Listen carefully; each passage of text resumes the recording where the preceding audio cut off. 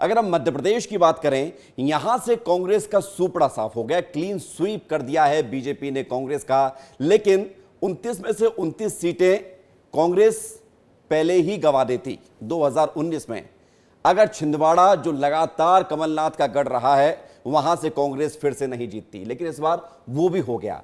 तो छिंदवाड़ा कैसे कांग्रेस हारी, कैसे विवेक बंटी साहू यहां से सांसद बन गए नकुलनाथ को हराकर, इनसाइड स्टोरी क्या है उसके पीछे, इस रिपोर्ट को आप देखिए। लोकसभा चुनाव के नतीजे पूरे देश में जो भी रहे हों, लेकिन मध्य प्रदेश में बीजेपी ने कांग्रेस का सूपड़ा साफ कर दिया। पूरी की पूरी 29 सीटों पर बीजेपी ने कब्जा कर लिया है।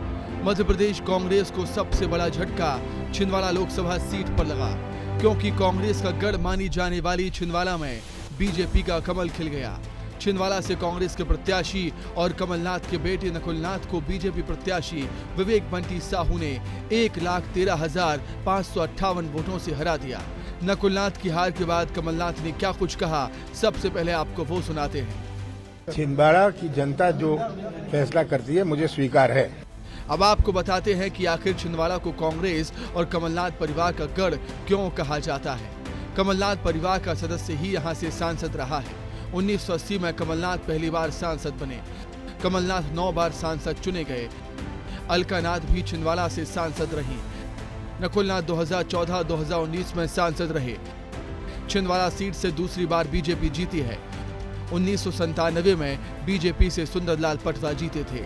अब आपको उन विवेक बंटी साहू के बारे में बताते हैं जिन्होंने नकुलनाथ को हराया है। छिंदवाड़ा से बीजेपी जिला अध्यक्ष रहे हैं विवेक बंटी साहू। कमलनाथ के खिलाफ 2 विधानसभा चुनाव हारे, 2019 का उपचुनाव और 2023 का चुनाव लड़े। जीत के बाद विवेक बंटी साहू ने क्या कुछ कहा, वो भी सुनिए। आज छिंदवाड़ा ने इतिहास रचा है और छिंदवाड़ा मोदी जी के गरीब कल्याण, जन कल्याण और जो मोदी जी का सपना है विकसित राष्ट्र का, तो छिंदवाड़े की जनता ने उसमें पूरा अपना महत्वपूर्ण योगदान दिया है। और छिंदवाड़े की जनता ने भारी बहुमत, भारी मतों के साथ भारतीय जनता पार्टी को विजयश्री दिलवाई है। मैं छिंदवाड़े के जनता जनार्दन का आभार व्यक्त करता हूँ, उनका धन्यवाद व्यक्त करता हूँ। हार जीत के फैक्टर भी आपको बताते हैं कि आखिर विवेक बंटी साहू क्यों जीते। संगठन की मजबूती, छिंदवाड़ा को लेकर बीजेपी की रणनीति, दिग्गज नेताओं के ताबड़तोड़ दौरे, बंटी साहू की सामाजिक क्षेत्र में सक्रियता। नकुलनाथ क्यों हारे, वो भी आपको बताते हैं। नाथ परिवार के सहयोगियों का बीजेपी में जाना, नेता, नीति और कार्यकर्ता की उदासीनता, बड़े नेताओं का चुनाव प्रचार न करना, आम कार्यकर्ता से नकुलनाथ की दूरी, यही वजह रही जो छिंदवाड़ा लोकसभा सीट कमलनाथ और कांग्रेस के लिए एक अभेद किले के तौर पर जानी गई। अब उस पर बीजेपी का कब्जा है। ब्यूरो रिपोर्ट, विस्तार न्यूज। तो छिंदवाड़ा कांग्रेस हार गई और इस तरह से कांग्रेस मध्य प्रदेश से साफ हो गई। 29 में से 29 सीटें बीजेपी ने मध्य प्रदेश में जीत ली। अंचल शुक्ला हमें और जरा जानकारी देंगे छिंदवाड़ा की स्टोरी के बारे में। अंचल, जरा बताइए कि जो कहानियां अब तक सामने आ रही हैं कि नकुलनाथ का वो कनेक्शन नहीं था ग्राउंड लेवल पर और कमलनाथ चुनाव लड़ते तो शायद स्थिति दूसरी होती। नकुलनाथ को लेकर जनता के मन में वो बात नहीं थी जो कमलनाथ को लेकर बनी रहती है। साथ ही साथ एक खबर ये भी थी कि तमाम जो कमलनाथ के करीबी थे वो पार्टी छोड़ चुके थे। वहीं से तय हो गया था कि छिंदवाड़ा कांग्रेस शायद ही जीत पाए। क्या यही कहानी है, कुछ और भी है अंदर?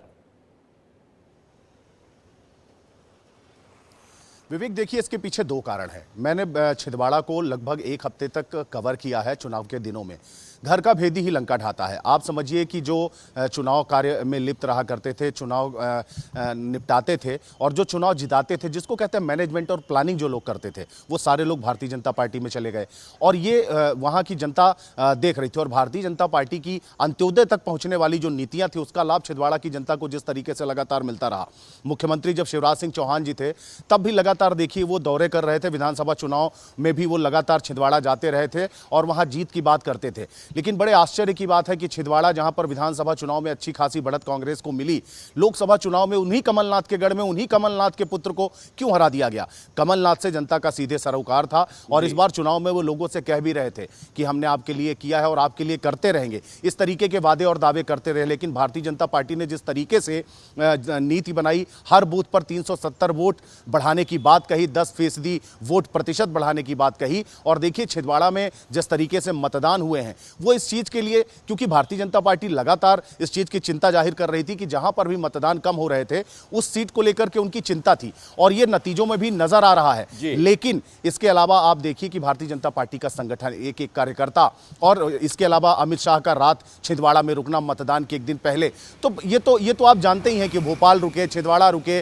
जहां भी रुके हैं वो विधानसभा चुनावों में भी वो रात, जहां भी रात रुके हैं उन सीटों पर भारतीय जनता पार्टी ने अपना परचम लहराया है। बिल्कुल, और यही कारण रहा है कि यही रणनीति काम करके गई है छिंदवाड़ा में, और यही वजह है कि छिंदवाड़ा इस बार बीजेपी ने अपने हाथों में ले लिया। बहुत शुक्रिया आपका हमारे साथ जुड़ने के लिए और तमाम जानकारी के लिए।